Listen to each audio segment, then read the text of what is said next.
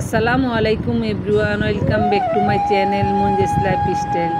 আজকে আমি আপনাদের সামনে কচুর সরি কিভাবে সিদ্ধ ছাড়াই রান্না করে সেটা আপনাদের সাথে শেয়ার করব। এখানে আমি কচুগুলো ভালো করে কেটে ধুয়ে নিয়েছি। সামান্য পরিমাণ তেল দিয়ে আমি সামান্য পরিমাণ একটু হলুদ দিয়ে ভালো করে ভেজে নিব কচুর সরিগুলা। আর এই কচুর সরি আমি রান্না করব ছোট চিংড়ি দিয়ে, ঝোল ঝোল করে রান্না করব। এটা কিছুক্ষণ আমি ভেজে নিব। আমার ভাজা হয়ে আসছে, আর একটু ভেজে নিব। এই তো দেখেন আমার সুন্দর করে ভাজাটা হয়ে গেছে। এখন আমি এটাকে নামিয়ে নিয়ে চুলোতে আবারও এই কড়াইটি বসিয়ে দিয়ে আমি কচুর সরুগুলা চিংড়ি মাছ দিয়ে রান্না করব।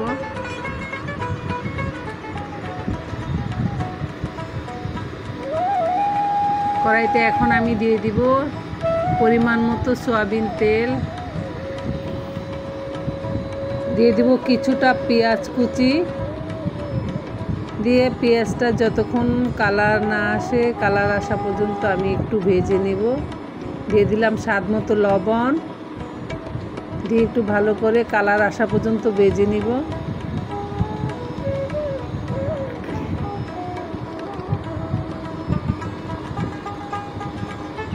এই তো আমার কিছুটা কালার এসে গেছে। এখন আমি আদা রসুন বাটা দিয়ে দিব চা চামচের হাফ চামচ, জিরে বাটা দিয়ে দিব চা চামচের হাফ চামচ, দিয়ে আমি কিছুক্ষণ একটু ভেজে নিব আদা রসুনটা জিরেটা, যাতে কাঁচা গন্ধটা চলে যায়।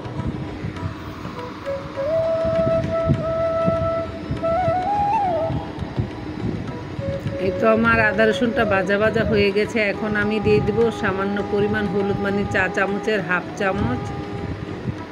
চা চামচের হাফ চামচ দিব মরিচের গুঁড়ো। আর অন্য কোনো মশলা দিব না, এই সামান্য 2-4টা মশলা দিয়ে আমি রান্নাটা করে নিব। দিয়ে দেবো চিংড়ি মাছগুলো, দিয়ে একটু কষিয়ে নিব।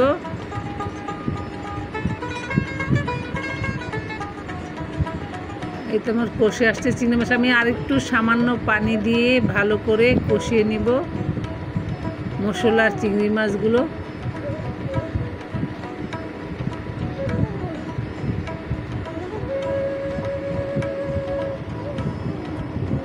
এই তো চিংড়ি মাছ আর মশলা সবই আমার কষে আসছে, তেলটাও আলাদা হয়ে আসছে। এখন আমি কচুর সরিগুলা দিয়ে দিব।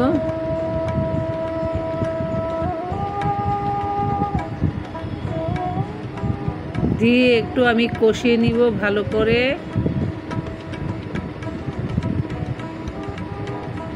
নাড়াচাড়া করতে থাকবো যাতে কড়াইয়ের তলাতে না লেগে যায়।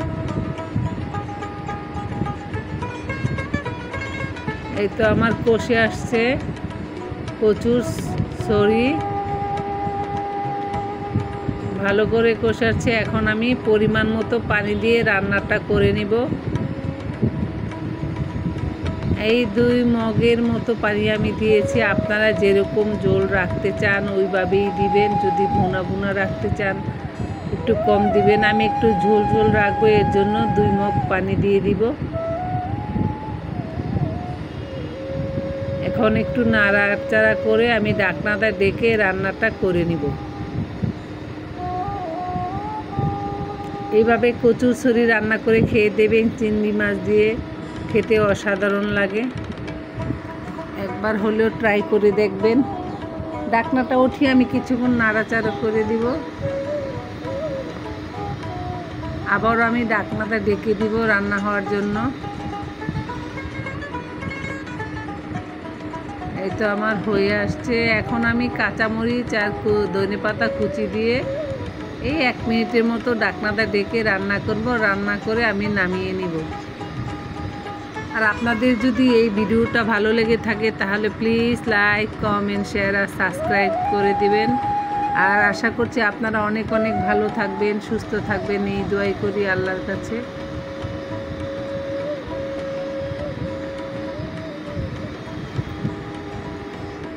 এই তো 1 মিনিটের মতো একটু রান্নাটা করে নিব।